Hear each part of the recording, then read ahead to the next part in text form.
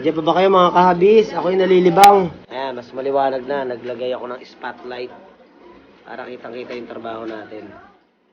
So, ito yung maliliit na bato natin. So, dito ko naman siya ilalagay ngayon. Sa pagitan yan, ha?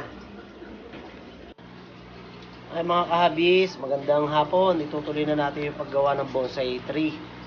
Bale, ito siya. Itong labarak na to, binalutan ko na po siya ng Christmas moss. So, binalutan natin siya ng Christmas moss. Tapos, nilagay ko na sa aquarium. Katulad dito. Yan, yun yung mga kinulture ko na Christmas moss sa labarak. So, ngayon, ang size ng bilog niyan, parang size lang ng golf ball. Kaya, yan ang naisip kong ilagay doon sa Scotch Brite. Kasi may korte na siya pabilog. Tsaka malabo na siya. Okay, mga kahabi. So, lalagay na natin ang Christmas moss sa ibabaw ng ating bonsai tree. So, yan. Nakikita niyo siya. Ito, nakapatong. So, ididikit na po natin yan. Yan. Ano yung pinakamaliliit, doon natin lalagay sa alanganin. Tulad dito sa harap. Ito sa dulo. Hindi mo pwede malaki ilalagay ko dyan. Kunin nyo nga.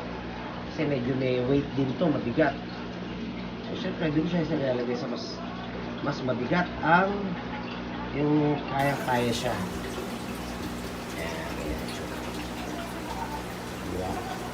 So, yan. Pagka naglaguan na ho yan, hahaba na yan, matatakban niya na to. So, hindi na siya masagunting yan. So, umpisa lang yan, medyo masagwa. Pero kung meron pa kayo mas naiisip na mas maganda pa dyan, pwede ninyong gawin. Okay? Okay. Ito na yung another aqua glue natin, no? Kailangan talaga madikit na madikit.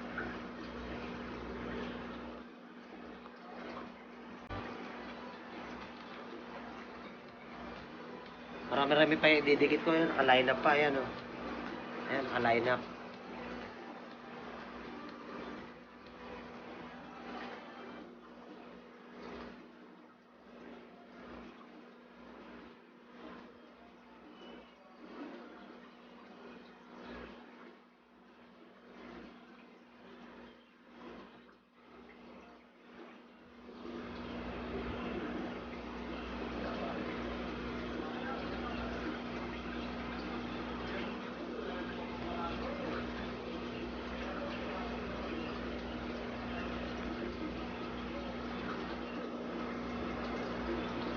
Okay, so okay.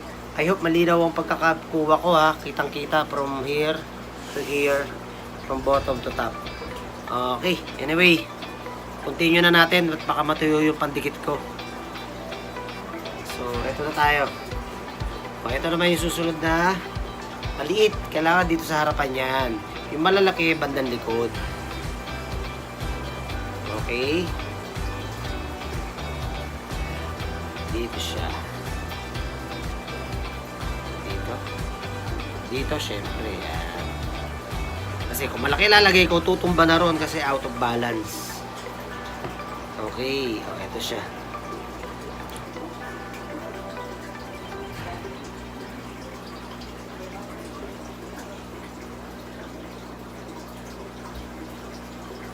Saan, Mark? Ito maganda. So ito, yan ang maganda ito napili para dito.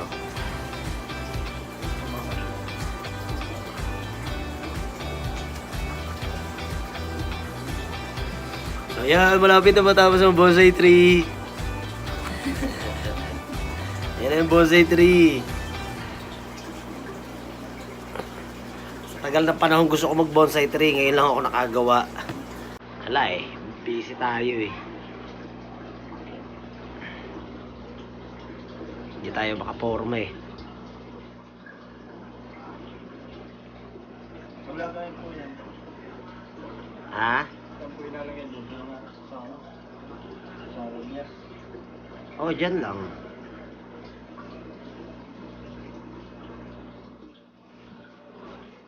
Ayusin ko pa nga Yan, mga kahabis, kompleto na. Okay? So, syempre, ang magpifinishing yan pagka nasa setup na. Siyempre, maglalagay pa kayo ng mga iba pang decorative dito sa may baba, sa lower part. So, ayan mga kahabis, ayan na yung ating natapos na bonsai tree. I hope nakatulong kami sa inyo. Ayan ha. Dito yan. From bottom, from roots, sa middle, from top to top. From bottom to top. So, ayan siya. Okay. So, ito ang ating unang nilagyan. Lava rock na nilagyan ko ng Christmas moss. And then, pinatubo ko siya for at least 1 week to 2 weeks. At tapos, pinrefer ko na ang pagkakagawa nitong tree natin. Okay. So, ito yung top view natin.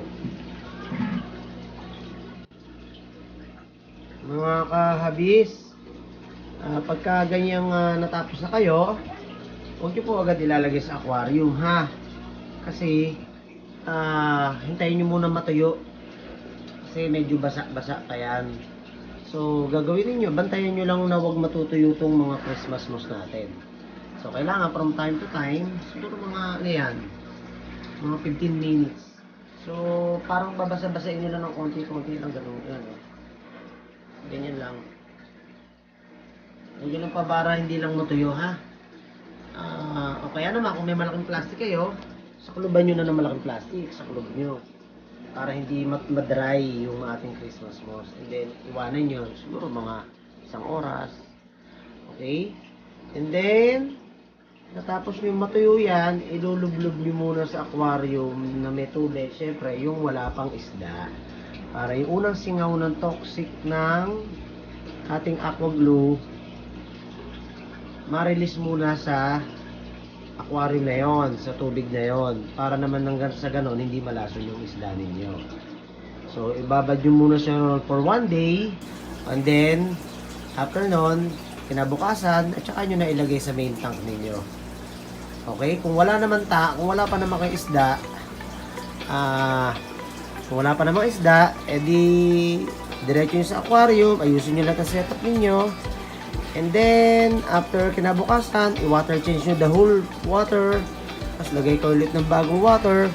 And then, cycle nyo for 1 week. Okay? Para naman mamaya, diretso sa gripo. Para yung inyong chlorine, sumingaw.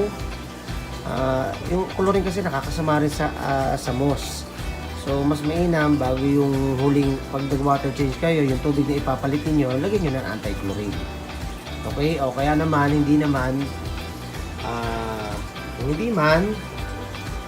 pinasingaw nyo na siya for the whole day. Meron na kayong stock or water stock kung tawagin.